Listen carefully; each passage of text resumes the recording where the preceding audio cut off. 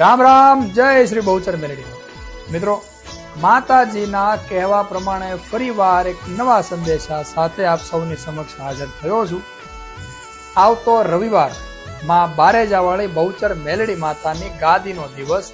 હવે માતાજીની ગાદી કન્ટિન્યુ ચાલુ છે, તો આ રવિવારે માતાજી એક સરસ મજાને બધા ભાવિકોનું ધ્યાનમાં લઈને કેવડાવ્યું છે કે ગાદી પર નાના બાળકો પણ આવે છે, વયોવૃદ્ધ વ્યક્તિઓ પણ આવે છે, યુવાનો પણ આવે છે, બહેનો દીકરીઓ પણ આવે છે, માતાઓ પણ આવે છે અને મોટી ઉંમરની માવડિયું અને દાદા પણ આવે છે. તો કોઈને ઠંડીના લીધે રાત્રે મોડે સુધી બેસવું પડે એ માતાજી કે ભાઈ મારા જ દીકરાઓ છે અને મારી જ દીકરીઓ છે, તો એ મારાથી તો નથી જોવાતું.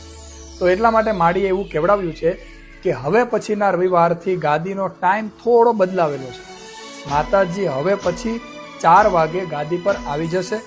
તો એની આપ સૌ નોંધ લેશો અને આ મેસેજ, આ વિડીયો, આ રીલ એ દરેક ભાવિકો સુધી પહોંચાડજો કે જે લોકો માતાજીના ધામમાં આવે છે યા તો નવા ભાવિકો આવવાના છે.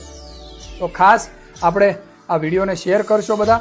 અને એક વાતનું ખાસ તમને ફરી વાર યાદ કરાવી દો અને આપણે એ વાતને ધ્યાનમાં લઈશું કે માતાજીના ધામમાં કોઈ પણ પ્રકારનું આપણે કચરો વેરીશું નહીં અને પાર્કિંગમાં ખાસ બધા સેવકોને બધા સહયોગ કરીશું. જે રીતે સેવકો તમને કહે એ રીતે પોતપોતાની ગાડી, પોતપોતાના વાહનો પાર્ક કરજો, જેથી કરીને ઘણા લોકો રસ્તા વચ્ચે વાહન અમુક વાર મૂકીને જતા હોય છે, તો બારેજા ગામના જે લોકો છે એને અડચણરૂપ થાય છે. તો એ રીતે આપણે કોઈના ઘરની આજુબાજુમાં વાહનો પાર્ક નહીં કરીએ. જે રીતે સેવકો કહે એ રીતે પાર્ક કરશો તો તમને પણ મજા આવશે અને માતાજીના ધામમાં સૌ સાથે મળી અને માડીના ગુણગાન ગાઈએ, પ્રભુ શ્રી રામના ગુણગાન ગાઈએ. અને આવો મળીએ છીએ આવતા રવિવારે બારેજા ધામમાં, માં બહુચર મેલડી માના ધામમાં. રામ રામ, જય શ્રી બહુચર મેલડીમાં.